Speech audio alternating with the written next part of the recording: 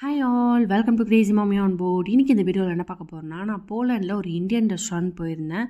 அந்த ரெஸ்டாரண்ட் எங்கே இருக்குது, அதோட ஆம்பியன்ஸ் எப்படி இருக்குது, நான் அங்கே என்ன ஃபுட் ட்ரை பண்ணேன், அதெல்லாம் தான் இந்த வீடியோவில் உங்கள் கூட ஷேர் பண்ண போகிறேன். மறக்காமல் வீடியோவை வந்து கடைசி வரைக்கும் பார்த்துட்டு எனக்கு சப்போர்ட் பண்ணுங்கள்.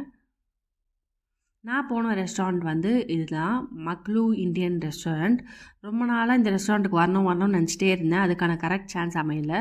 திடீர்னு ஒரு நாள் வெளில சாப்பிட்லான்னு பிளான் பண்ணோடனே கிளம்பி இங்கே வந்தாச்சு. உள்ளே வந்து பார்த்தா ஹோட்டலே காலியாக இருக்குது. இங்கே மேக்ஸிமம் யாரும் டைனிங் பண்ணி ரெஸ்டாரண்ட்டில் சாப்பிட்றதில்ல போல். ஆர்டர்ஸ் தான். நாங்கள் உள்ளே வந்துட்டோன்னே கூட 2-3 ஆர்டர்ஸ் போயிடுச்சு. ஆஸ் யூஷுவல் நம்ம ஹோட்டலுக்கு வந்தோடனே என்ன பண்ணுவோம், ஆர்டர் கொடுத்துட்டு கடையை சுற்றி பார்க்க ஆரம்பித்தாச்சு. ஒரு சைடு நிறைய கண்ட்ரியோட ஃப்ளாக் இருந்தது. அதே மாதிரி இந்த சைடு இந்தியன் ஃப்ளாக் மட்டும் தனியாக இருந்தது. பார்க்குறதுக்கே அவ்வளோ ஒரு ஹாப்பினஸ்ஸாக இருந்தது. அது மட்டும் இல்லாமல் ஹோட்டலில் அங்கங்கே ஃபோட்டோ ஃப்ரேம்ஸு, வால் பெயிண்டிங்ஸ் அந்த மாதிரிலாம் பண்ணி சூப்பராக டெக்கரேட் பண்ணியிருந்தாங்க. நான் இந்தியாவில் இருக்கும்போது புதுசாக ஃபுட்டு ட்ரை பண்ணணும், நிறைய கண்ட்ரியோட ஃபுட்டு ட்ரை பண்ணணும் அப்படின்னு நினைப்பேன். ஆனால் இங்கே போலாண்ட் வந்துட்டோன்னே நம்ம ஒரு ஃபுட்டே நம்மளுக்கு போதும் அப்படின்ற மாதிரி தான் இருக்குது. எப்பயுமே வீட்டிலே நான் செஞ்சு சாப்பிட்டு வெளியில் எங்கேயாவது போகலான்னு பிளான் பண்ணாலே இந்தியன் ரெஸ்டாரண்ட்டுக்கு போகலாம், அங்கே போயிட்டு காரசாரமாக சாப்பிட்லாம் அப்படின்னு தான் டக்குன்னு தோணுது.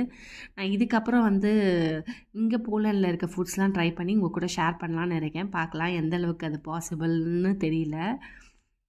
இங்கேயுமே இந்தியன் ரெஸ்டாரண்ட்டில் நம்ம காரமாக வேணும் அப்படின்னு சொன்னால் தான் அவங்க ஸ்பைசினஸ் கூட போட்டு செஞ்சு தருவாங்க.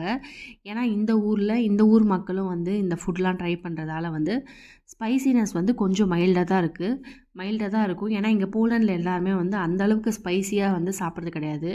எல்லாம் அவங்களோட ஃபுட்டுமே கூட ரொம்ப மைல்டாக தான், சட்டிலாக தான் இருக்கும். ரொம்ப காரமாலாம் இருக்காது. எனக்கு ரொம்ப காரமாக வேணும் அப்படின்னு சொல்லிட்டு சொல்லி ஆர்டர் பண்ணியிருக்கேன். பார்க்கலாம் எந்த அளவுக்கு காரமாக இருக்குது அப்படின்னு சொல்லிட்டு. இந்த வால்லெல்லாம் ஒரு சைடு விநாயகரோட ஃபோட்டோ வச்சுருந்தாங்க, இன்னொரு சைடு புத்தரோட ஃபோட்டோ வச்சுருந்தாங்க. சூப்பராக இங்கே ஃபுல் மவுண்டெயின், ஒரு வாலே மவுண்டெயின் மாதிரி வரைஞ்சி அதை டெக்கரேட் பண்ணியிருக்காங்க. நாங்கள் போன டைமில் யாருமே இல்லாதது எனக்கு ஒரு வசதியாக போச்சு. கடையை சுற்றி பார்த்துட்டு இருந்தேன். இங்கே பாருங்கள், நமஸ்தே அப்படின்னு போட்டு வெல்கம் பண்ணுற மாதிரி எழுதியிருந்தாங்க. பக்கத்தில் அந்த விநாயகரோட ஃபோட்டோ இருந்தது, ஃபோட்டோ ஃப்ரேமு. எப்பயுமே வெளியில் போனால், இந்தியன் ஹோட்டலுக்கு போனால் நான் மேக்ஸிமம் நான் தான் ஆர்டர் பண்ணுவேன்.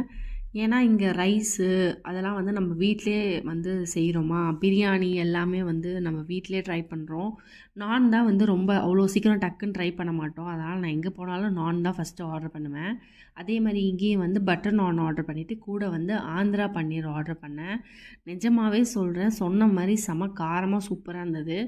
சாப்பிடும்போது எனக்கு அந்த காரம் தெரியல, ஆனால் சாப்பிட்டு முடித்தோடனே இந்த காரம் அப்படியே நிற்கிற மாதிரி இருந்தது. செம்ம டேஸ்ட்டாக இருந்தது. நானும் ரொம்ப ஹாப்பியாக அந்த நைட் டின்னரை அங்கே முடித்தேன். உங்களுக்கு ஹோட்டல் போனால் நீங்கள் என்ன ஃபஸ்ட்டு ஆர்டர் பண்ணுவீங்கன்னு சொல்லிட்டு மறக்காமல் கமெண்ட்டில் சொல்லுங்கள். அதே மாதிரி உங்களுக்கு காரமாக சாப்பிட பிடிக்குமான்னு கமெண்ட்டில் சொல்லுங்கள்.